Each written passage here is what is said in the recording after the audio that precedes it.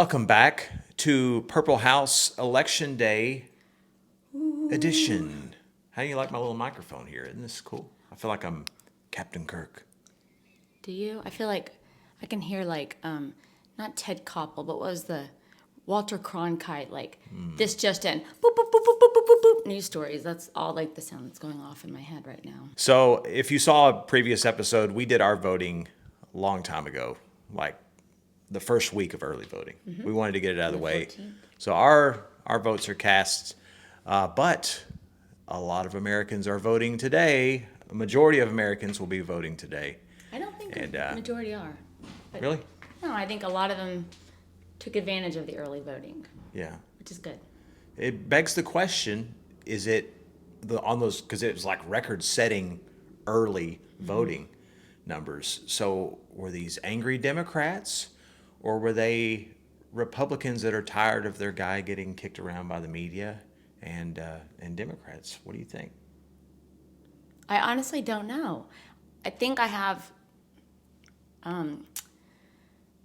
just fear from 2016, so I don't want to make a prediction because, I had a good feeling about Hillary and I was, crushed. And so I don't know what it's going to be. Yeah. I hate to make a prediction because I don't want to get my hopes up. Yeah. I'm interested to see if it'd be a lot of millennials that came out to vote and really tried to make and change the path for their time, or if it's people that are coming out to vote for the first time. I don't know. It's hard to trust any polls, any indicators after 2016. I was equally surprised. I thought, no way we had a chance. I was in Canada, and I was watching and drinking in my hotel room thinking, okay, this isn't going to be a good night. And before you know it, I'm downstairs at this hotel bar in Lethbridge, Canada, celebrating with my other conservative friends, annoying the crap out of some liberal Canadians at this bar. But it was a great, great night. No. You're still not over it 4 years later. I was in Round Rock with all the kids in the big bed with me crying, going, what the hell just happened? So we've gone back and forth, and we're going to vlog this entire day. This will be a separate video that we'll show after the election. But we're discussing, maybe I should go to a hotel tonight. Instead of watching here, could get very, very heated. And I'm looking outside the window right now at this gentleman that is replacing our glass on our Tahoe, Maybe we should our have. front windshield. And I know how it got broken the first time. I said something political that she didn't like, and she smashed my windshield. Yeah, And so, you should have waited till tomorrow to get it replaced, Right. just in case. Just kidding, that didn't happen. all right, so really quickly, I know we're not going to push anybody in what we think is the right direction to go vote today, but I still feel like we should make one last case for our candidate. Very quickly, why should people vote for Joe Biden today? If you look around at our country and are tired of the hate rhetoric, you're tired of the turnover in an administration, you're tired of wondering if your president is lying to you, then it's time to make a change and get back to when you believe that someone that you put as the head of this country is telling you the truth, that they will take care of you, they will do the best to serve this country for the greater good, and put your best intentions ahead of everybody else, ahead of his, and he will do what he was elected to do. Then it's time to vote for Joe Biden. Okay, I want to give a rebuttal for that, but I'm not going to because it's not that type of Purple House. I'm going to tell you why you should re-elect Donald J. Trump.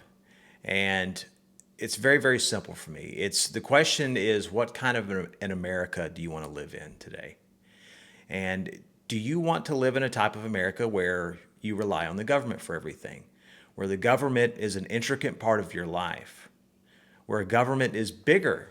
And ultimately, this road leads to socialism. Socialism doesn't happen every night, but inevitably it happens. And this is the first step. If you punch a ticket for Biden and Harris, you're punching a step towards socialism. I think we have the right guy for the job right now. On a personal level, I want to get back to work. I want to get back to work, and our industry is dying right now. I think Donald J. Trump gives my people, musicians of the world, music people of the world, the best chance to get back to work as quickly as possible. I think he reopens the country back up in a safe way. I think he's the right guy for the job for now. This is the America I want. I want people to have dreams. I want people to be entrepreneurs, to build and not rely on government to create happiness for them. Create the happiness for yourself. How long were you in the bathroom thinking about that speech? I'm just coming from the heart. Great. Let's just hypothetical very, very quickly. We don't have a lot of time. If Trump wins tonight, how is that going to affect you? What are you going to do tomorrow? They're just going to have to find a higher antidepressant for me. I've maxed this one out. No, I'm just kidding. I mean, I have. Maybe you take up drinking? No. I just will have to continue to reiterate to my children what I've done for the last 4 years is you don't spew the kind of hate that you see, around you. You treat people with kindness that's not, given as an example for you. You treat people with tolerance and forgiveness. That's what I have to do. I have to counteract what's given to them by their so-called leader of their country. Wow. Let's keep in mind this election isn't a personality contest, right? I don't think President Trump has the greatest personality in the world. I don't want to go down this rabbit hole of this, but I will tell you what I will do if Biden-Harris is elected president tonight. If they determine the winner tonight, I got a feeling this thing's going to drag out. But if he is determined the winner tonight, tomorrow I will get up, probably a little hungover, and I'll carry on with life. I'll still be counting down the days till I can get back to a normal work schedule, and I will pray for the best. Mm-hmm. I'll pray that he does a good job. Ultimately, my job and our jobs here are to raise little humans, and we both have ideas of what we want a great world to be for our kids growing up. We just have different ways of getting there. So that's going to do it for this episode of The Purple House. Whoever you are voting for today, I hope that it is coming from a place of love. I hope whatever that decision is coming from a place of love and not from a place of hate for another person and their views because you don't understand them and because you disagree with them. Just because they don't think the way you think doesn't mean they're wrong, doesn't mean you're right. It just means they're different. There's a lot of beauty in the differences. So if you guys want to argue tonight, just go grab a pillow and scream into it in the other room. Yeah. Okay?